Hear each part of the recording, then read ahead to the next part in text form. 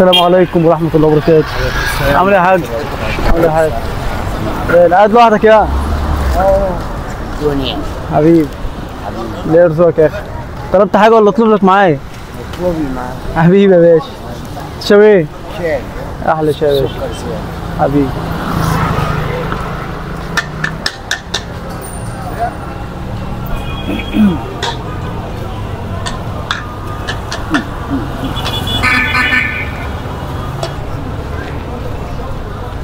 ثانية واحدة اطلب حاجة. راي 2 شاي سكر زيادة.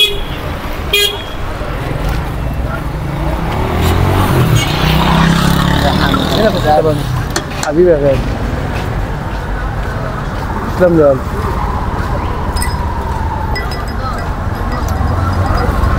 شكرا يا عسل.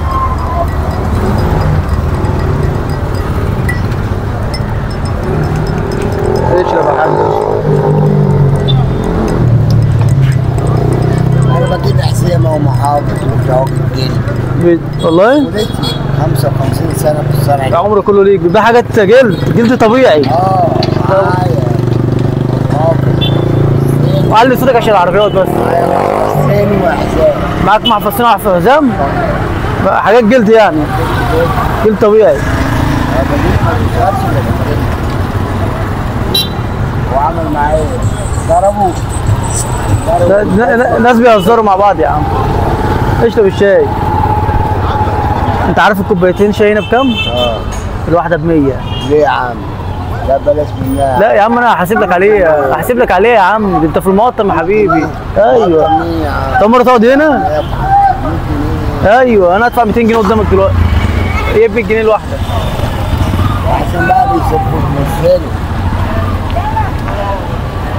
ب 100 جنيه.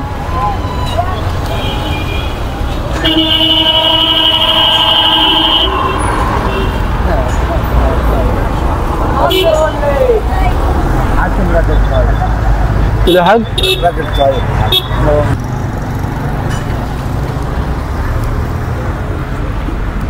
انت فاتح محل فين؟ انا واخد شقه في حدائق المعادي. حدائق المعادي؟ الله يصلح حالك. واخد محل في نفس العماره بشتغل فيه. حدائق المعادي؟ بعد ما لازم الشغل مثلا بخلص من البيت. بعمل كده. الله يرزقك يا اخي. هنعمل ايه؟ هي الحياه عايزه كده. فعلا.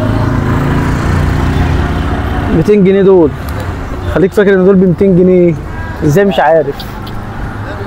بس حاله لو هو عمل ايه هي اكبر حاجه عايشه. بص يا حاج الطايه دي اسمها طايه الاخفاء. اه بص كده اعمل لك حركه اسمها ايه؟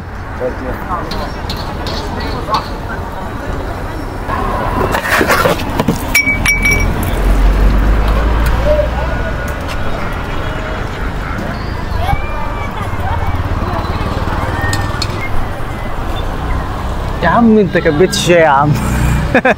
بعد ايه؟ حبيبي اهم حاجه ما تزعلش مني. ولا يهمك. زعلان ولا حاجه؟ لا لا اهم حاجه موافق نزيع؟ لا تمام. زيع؟ تمام. قول لهم زيع. يا حبيبي.